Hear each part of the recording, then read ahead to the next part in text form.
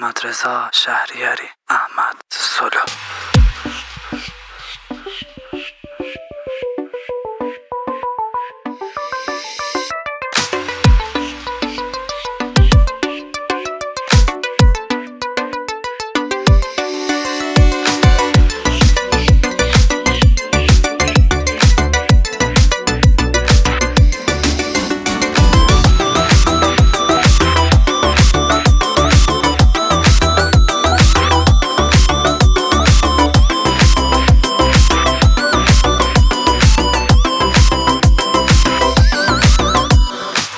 منو سرزنش نکن، من دیگه طاقت ندارم. تو خودت مقصری که دیگه جایی واسط ندارم.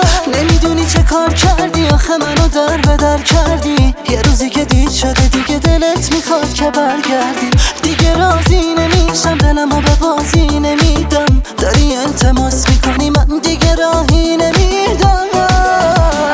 دست روی دستم میذاری ولی باز بیقراری. تو حرفی میدونم ولی میگی حرفی نداری. نمیتونی باور کنی که من دیگه دوست ندارم. دیگه من باید برم و غم روی قلبت میذارم. دست روی دستم میذاری ولی باز بیقراری. تو حرفی میدونم ولی میگی حرفی نداری. نمیتونی باور کنی که من دیگه دوست ندارم. دیگه من باید برم و غم روی قلبت میذارم.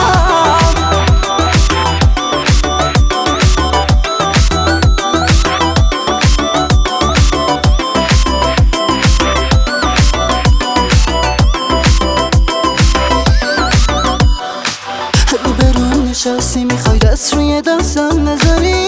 تو میخوام حرف بزنم، حرف یه حرفم میاری. نمیدونی چه کار کردی، آخه منو در به در کردی. یه روزی که دید شده دیگه دلت میخواد که برگردی. دیگه راضی نمیشم، دلمو به بازی نمیدم. داری التماس